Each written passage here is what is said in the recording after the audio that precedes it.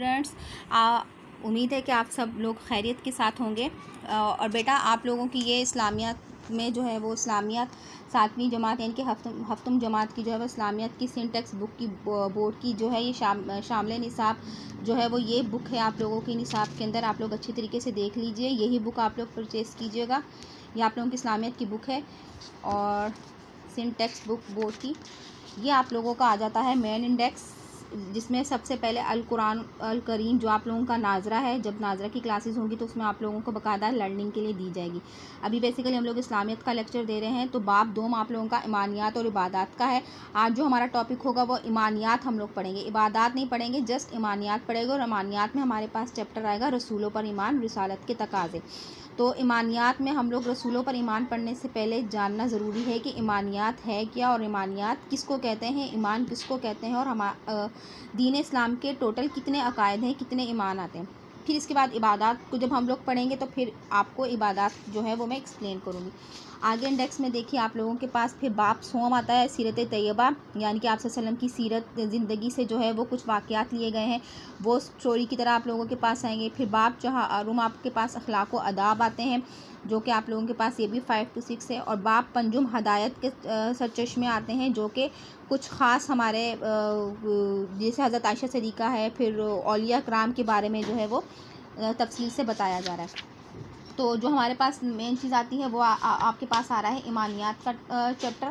تو ایمانیات میں آپ لوگوں کے پاس سب سے پہلے جاننا ضروری ہے کہ ایمان ہے کیا۔ ایمانیات یعنی کہ ایمانیات ایمان سے ماخوذ ہے، یعنی کہ لفظ ایمان سے نکلا ہے۔ ایمان کی لغوی معنی ہے دل سے تصدیق کرنا، یعنی کہ دل سے اس چیز کو تسلیم کرنا اور ماننا۔ ایمانیات سے مراد ہے اسلام کی وہ بنیادی عقائد جن کی تصدیق ایمان کے لیے ضروری ہے، اور ان عقائد کی تصدیق کے بغیر آدمی صاحب ایمان نہیں بن سکتا۔ یعنی کہ یہ وہ عقائد ہیں، وہ ایمان ہیں، اگر آپ لوگ اس پر ایمان لے کر آئیں گے، اس کو تصدیق کریں گے، یعنی کہ اس کو دل سے مانیں گے، دل سے تسلیم کریں گے، تبھی آپ صاحب ایمان ہیں۔ اگر ان 7 عقائد میں سے، ان 7 ایمانیات میں سے، ان 7 عقیدوں میں سے اگر آپ نے کسی ایک کا بھی انکار کیا تو آپ صاحب ایمان نہیں بن سکتے۔ تو پہلا جو مین عقیدہ ہمارے پاس آتا ہے، اچھا ایمان کو جو ہے وہ عقیدہ بھی کہا جاتا ہے، جو کہ لفظ عقل سے نکلا ہے، تبھی اس کو عقائد اسلام بھی کہا جاتا ہے، ایمانیات بھی کہا جاتا ہے، اور جس کے معنی ہے مضبوط گرہ باندھنا۔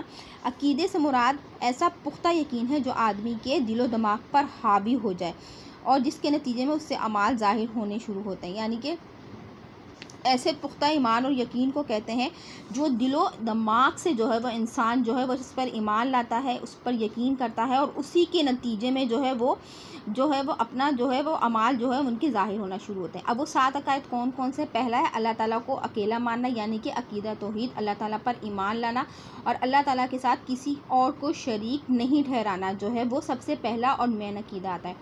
دوسرا آتا ہے اس کے فرشتوں پر ایمان لانا، جو اللہ تعالیٰ کے فرشتے ہیں، اللہ تعالیٰ اور فرشتے جو ہے وہ نور سے پیدا کیے گئے ہیں، نوری مخلوق ہیں جو کہ ہمیں نظر نہیں آتے، تو ان پر ایمان لانا بھی ضروری ہے۔ اس کی کتابوں پر ایمان لانا، یعنی کہ جو کتابیں اللہ تعالیٰ نے 4 آسمانی کتابیں خاص طور پہ آپ لوگوں نے پڑھی، تورات، زبور، انجیل، قرآن پاک، اس کے علاوہ مختلف صحیفے مختلف انبیاء اور رسول پر بھی نازل ہوئے، ان کتابوں پر بھی ایمان لانا جو ہے مسلمانوں کا لانا بہت ضروری ہے۔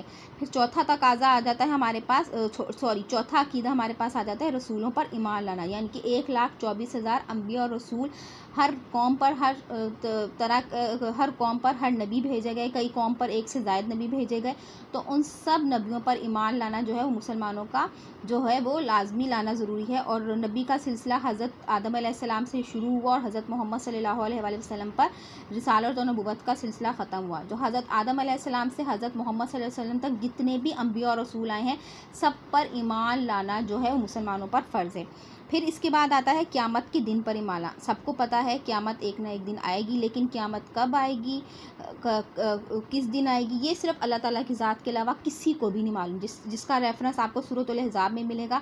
قیامت جس طریقے سے کفار و مشرکین بہت زیادہ آپ صلی اللہ علیہ وسلم کو تنگ کرتے تھے اور پوچھتے تھے اور مذاق اڑاتے تھے کہ تمہاری قیامت کب آئے گی کب آئے گی، تو آپ صلی اللہ علیہ وسلم نے فرمایا، باقاعدہ سورۃ الاحزاب میں اس کا ذکر ہے کہ اس کے بارے میں اللہ تعالیٰ کے علاوہ کوئی نہیں جانتا کہ قیامت شاید عنقریب بہت قریب ہو۔ تو یعنی کہ ہم مسلمانوں کا اس پر ایمان ہے کہ قیامت ایک نہ ایک دن لازمی آئے گی۔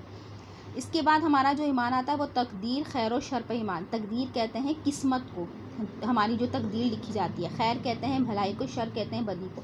ہماری جو بھی قسمت جو بھی تقدیر لکھی جاتی ہے وہ اللہ تعالیٰ کی ذات لکھی جاتی ہے. اب اس کا مطلب یہ نہیں ہے کہ جو قسمت میں لکھ دیا گیا وہی لازمی ہے.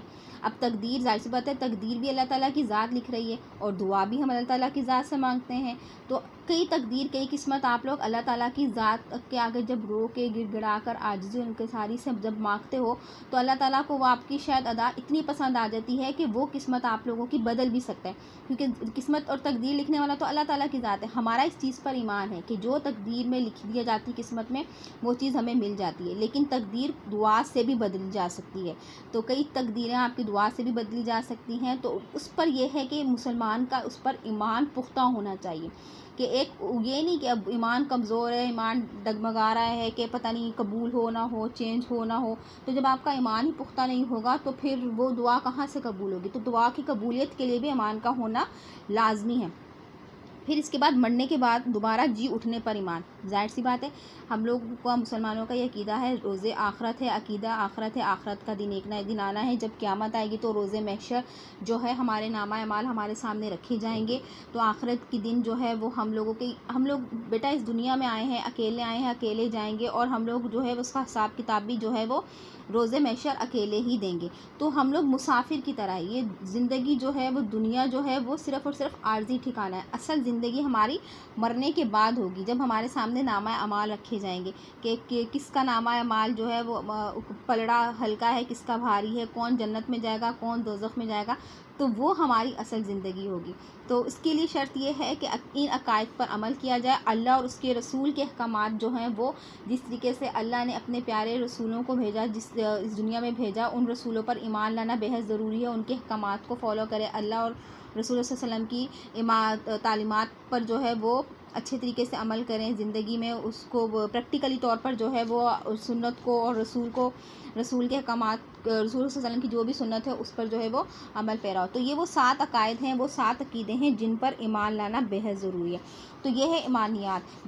اور ایمانیات میں ہمارے پاس چیپٹر آتا ہے رسولوں پر ایمان. جب ہم لوگ عبادات میں جب روزہ زکوٰۃ پڑھیں گے تو پھر میں آپ لوگوں کو بتاؤں گی تفصیل سے عبادات ہے کیا.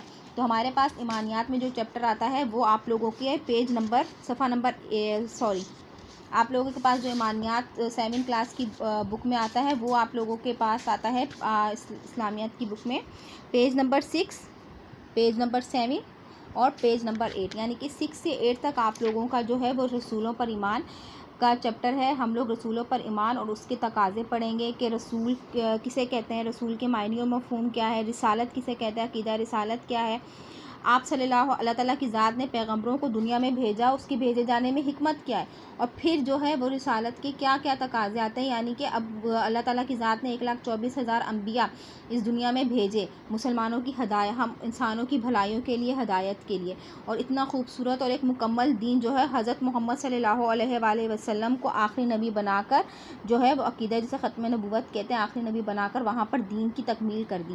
تو اس کے بعد ہم پر کچھ حقوق اور کچھ تقاضے عائد ہوتے ہیں. وہ کون سے حقوق اور تقاضے ہیں؟ وہ 4 تقاضے جن کے بارے میں ہم لوگ تفصیل سے پڑھیں گے. محبت رسول, تعظیم و توقیر یعنی ادب و احترام, مدد و نصرت, اور چوتھا تقاضا جاتا ہے اطاعت و فرما برداری. تو یہ کمپلیٹ چیپٹر ہے جس کے بارے میں ہم لوگ جو ہیں وہ اس میں پڑھیں گے.